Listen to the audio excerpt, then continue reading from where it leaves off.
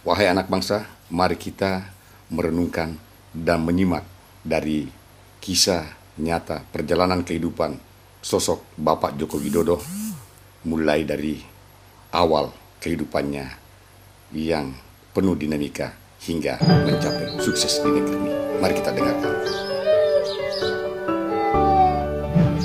Saya, Joko Widodo.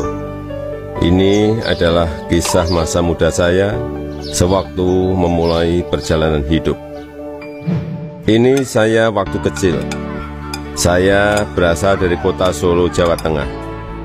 Saya anak sulung dari 4 bersaudara. 3 adik saya semuanya perempuan. Saya berasal dari keluarga biasa. Kami berulang kali pindah rumah kontrakan, rumah sederhana yang mampu dibayar Bapak untuk tempat tinggal kami sekeluarga. Bapak berjuang untuk hidup kami dengan berjualan bambu dan kayu di pasar. Ibu sangat gigih membantu Bapak. Setelah selesai masak dan membereskan rumah, ia segera pergi ke lapak dagang Bapak untuk membantu mengikat bambu dan kayu. Mereka melakukan itu semua demi anak-anaknya untuk bisa sekolah. Mereka meyakinkan saya bahwa sekolah akan mampu mengubah hidup saya.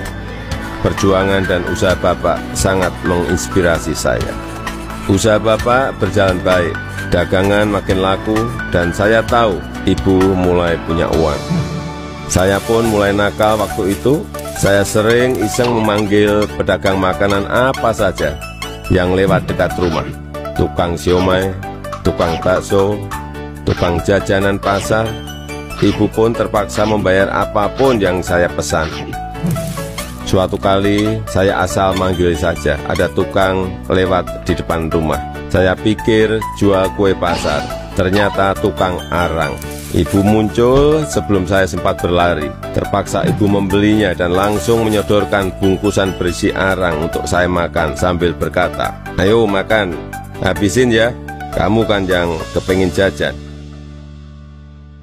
Suatu hari kami kena gusur pemerintah daerah karena daerah rumah kami akan dibangun fasilitas kota. Kami sekeluarga terusir begitu saja tanpa ada perhatian di mana kami akan tinggal. Kejadian ini membuat kami sekeluarga sangat terpukul. Kami terpaksa menumpang di rumah paman. Keadaan yang sulit membuat kami sekeluarga gigih berjuang lebih keras. Bapak menjadi sopir angkutan umum. Setelah sekolah, saya membantu ibu berjualan di pasar meneruskan usaha Bapak. Kami sekeluarga menjalani hidup tanpa mengeluh dan saling mengalirkan energi positif. Bersama-sama kami berjuang untuk tidak lagi menumpang. Kerja keras tidak pernah sia-sia. Bapak bisa membuka bengkel usaha kayu. Setelah beberapa tahun, akhirnya uang bisa terkumpul untuk membeli rumah sederhana. Tahun 1980, akhirnya saya memutuskan untuk kuliah di jurusan Teknologi Kayu, Kehutanan UGM. Saya memilih jurusan tersebut agar saya dapat belajar lebih mendalam tentang perkayuan. Saya ingin mengikuti jejak Bapak, ingin membangun bisnis kayu Bapak menjadi besar. Ini saya gondrong waktu kuliah, dan saya suka banget dengerin musik cadas dari Nazareth, Queen, Metallica, Judas Priest, Guns N' Roses. Saya juga hobi banget naik gunung, Gunung Lawu, Gunung Merapi, Gunung Merbabu, Gunung Kerinci, sudah saya daki. Menginjak masa penulisan skripsi di dekat akhir kuliah, saya sudah agak kalem. Akan menginjak dunia kerja, saya memutuskan untuk lebih serius. Saya bertemu dengan gadis bernama Iriana. Dia teman adik saya yang sering main ke rumah. Pertama curi-curi pandang, lama-lama jadi jatuh cinta. Iriana orangnya sederhana, dan itu yang saya suka. Pacaran waktu itu berat di ongkos tapi ringan di hati. Saya naik bus penuh sesak, bolak-balik Jogja Solo demi bertemu Iriana.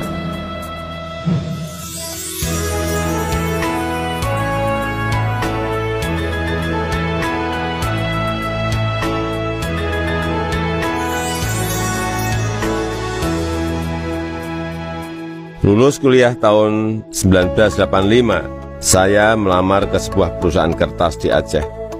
Setelah diterima, saya baru tahu akan ditempatkan di hutan rimba. Pekerjaan saya adalah mempersiapkan persemaian pinus untuk kemudian ditanam di lapangan di hutan-hutan yang gundul. Beberapa bulan setelah itu saya kembali ke Solo untuk menikahi Iriana dan menyiapkan keberangkatan kami ke Aceh. Masa awal pernikahan kami berada di dalam hutan rimba selama 2,5 tahun. Pada tahun kedua, Iriana sudah dalam kondisi hamil dan kita memutuskan untuk melahirkan anak pertama kami di Solo. Kembali ke Solo, mulai ikut paman bekerja di pabrik mebel untuk mencari pengalaman. Di sini saya belajar banyak tentang bagaimana menjadi pengusaha yang baik. Semua posisi pernah saya lakoni, di produksi, di pemasaran, semuanya pernah saya alami. Tahun 1987, anak pertama saya lahir, Gibran Rakabuming. Gibran itu singkatan dari gigih dan berani. Saya ingin putra pertama saya punya semangat hidup seperti namanya. Lahirnya Gibran juga memicu saya untuk mendirikan perusahaan pertama saya yang bergerak di bisnis mebel dengan nama CV Rakabi.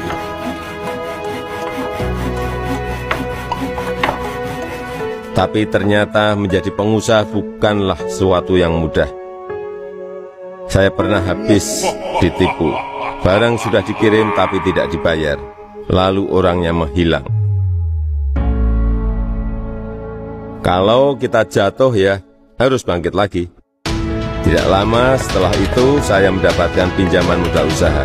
Dengan semangat untuk bangkit dan berkembang, saya bergerak cepat untuk mencari pesanan sampai luar negeri dengan cara ikut pameran-pameran mebel. Hasil usaha saya mulai terlihat, kantor tidak pernah sepi dari kunjungan pembeli. Di sini saya bertemu dengan pembeli dari Prancis bernama Bernard Jean. Dia yang memberi sebutan Jokowi untuk saya, untuk membedakan Joko Widodo dengan Joko-Joko lainnya yang banyak beliau kenal. Sejak saat itu, orang-orang lingkungan pengusaha mebel mulai memanggil saya Jokowi. 2 anak saya lahir setelah keadaan ekonomi keluarga membaik. Kahiyang Ayu dan Kaisang Pangarep. Saya ingin anak-anak saya mengenal sekolah kehidupan yang dilandasi perjuangan untuk mandiri, supaya mereka semua mampu membangun kehidupan yang kukuh. Keluarga adalah sumber kekuatan terbesar bagi saya. Saya yakin yang saya alami waktu muda sedang kalian alami sekarang. Tidak ada Jokowi hari ini jika tidak ada sejarah susah hidup saya. Teruslah berjuang mewujudkan mimpi-mimpi kalian. Mari kita terus bangun Indonesia maju.